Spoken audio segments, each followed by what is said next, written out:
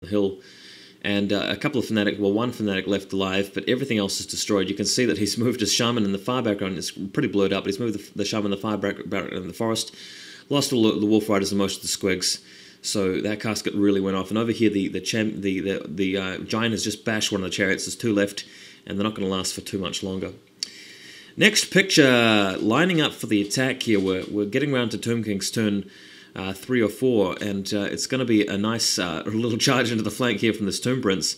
But this is just setting it up. We're going to go to the next photo right now, where the charge occurs, and there's a challenge between the Prince and the War Boss himself. And these guys lock into mortal combat, but very, very unfortunately for the Orcs, he failed his fear test, so he's hitting me on 6s. He's able to reroll them because of his weapon. But this is such a great photo. Just Boar War Boss in combat with the Prince directly, and the Prince wounded him a single time with his flail. Orcs smashed the remaining 3 skeletons in combat, but the impact hits totally drove the Orcs into the ground, and it was pretty much an automatic break because the fear didn't roll a double 1, and the chariots ran the Orcs down. We're going to go to the next photo. Now this is what I call Warhammer. This is some brutal combats here. This is the first time ever that my skeleton warriors have not been outclassed because they're up against Night Goblins. It's just weapon skill 2 on both sides. Strength 3, toughness 3 on both sides. I've got 5, 6 saves, so has he.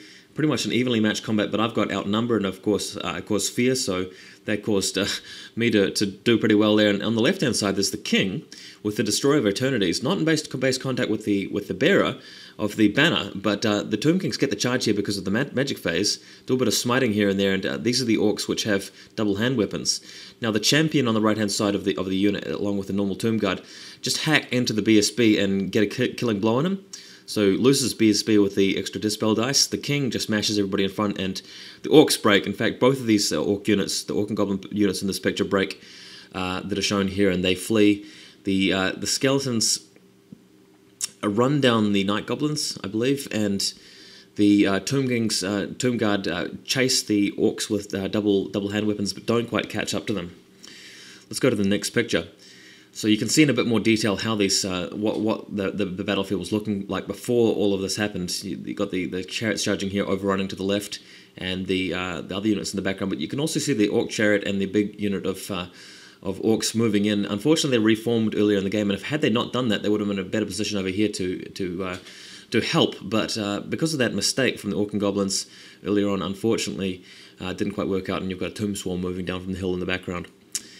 So this is what things look like after the combat was done. Capturing banners here and there. That's why the Orc banners are kept behind my units here. Oh, sorry, my mistake. The Night Goblin unit fled away and didn't get caught by the spearmen here. The skeletons in the middle of the picture. It's going to be Orcs and Goblins' turn next, so he'll be able to charge me in the flank with the Tomb Guard.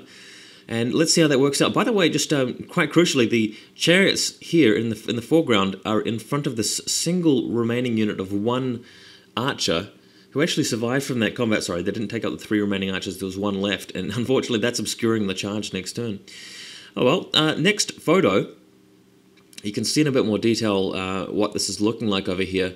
If you look at the Orc unit with choppers on the left, they're within the 45-degree arc just to hit the Tomb Guard in the flank, so that's what they're going to be doing next turn. In the meantime, staying out of range with my archers and firing at his boar chariot, getting a couple of wounds every so often. And this is the picture from the back of the field. Unfortunately, there are a lot of shadows here. You can't see too well, but this is the Orcs fleeing away from the Tomb Guard. So scary. All those skeletons. Going to go straight to the next photo where you can see the Goblin Shaman in the woods. This is a pretty poor photo, but that's the remaining Goblin Shaman trying to cast Foot of Gork every magic phase, but he's only got 3 power dice to use, and I've got 4 Dispel dice, so there's no real way that he can get that off. You already used my scroll, but it's very hard for him to get that, especially with the Casket of Souls subtracting 1 to all of his casting attempts. Next turn, so this is the Orc and Goblin turn 4, I believe. Slamming into the Tomb Guard on the flank. Now, crucially, the Orcs with the double-handed two-hand weapons rally, but they're not actually in base-to-base contact with the Tomb Kings here. Just don't be under the illusion that I'm fighting 2 opponents. That unit in the background is 2 inches away from the Tomb Guard. The Tomb Guard are being charged by the Orcs in the flank only.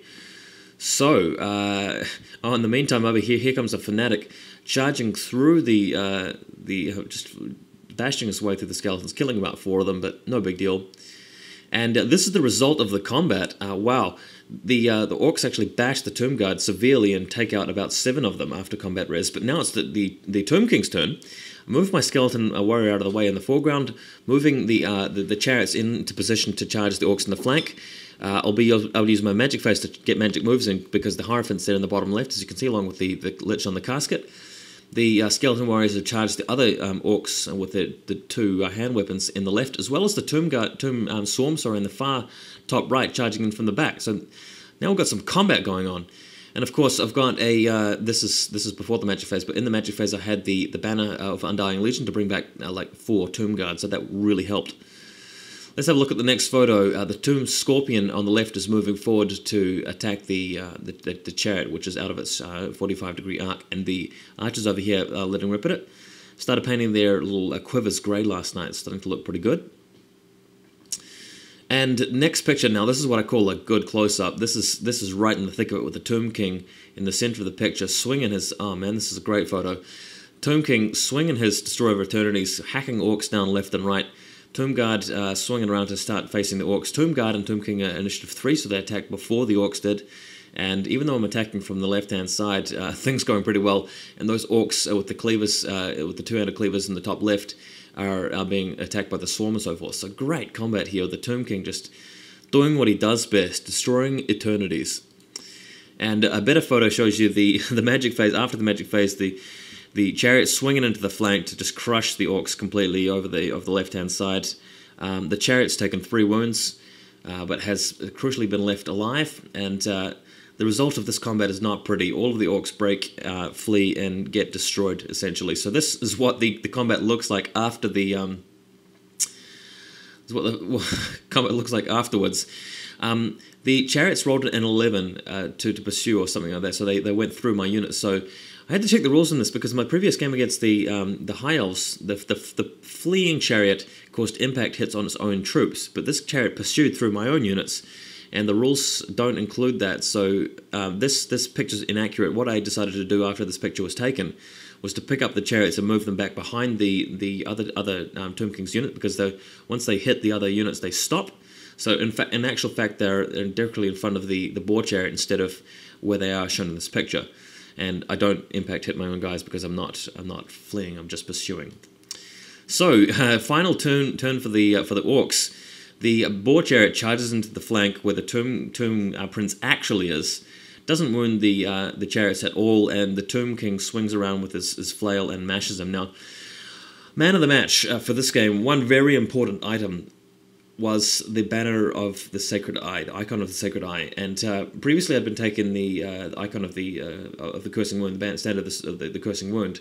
And I've got to say that the +1 to hit in the first round of combat is so good, because it stacks with the smiting that you do in the magic phase. And you just get so many more hits with the horses and riders needing 3s or 4s to hit up down from 5s or 4s. It's just pretty much like the best item for the chariots ever. So that's definitely what I'll be taking every game in future. There's no way I'm ever not going to take that item anymore. It's just been so good. But there goes his boar chariot, so that's taken out. You got a picture over here of the Tomb King flying over next to the forest, using his magic phase to move through the wood to chase the goblin.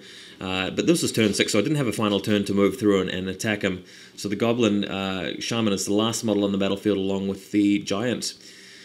So, hope you guys enjoyed that game. I certainly did. It was a very, very fun game. Victory to the Tomb Kings, of course. And me and my buddy here will probably be playing again next week.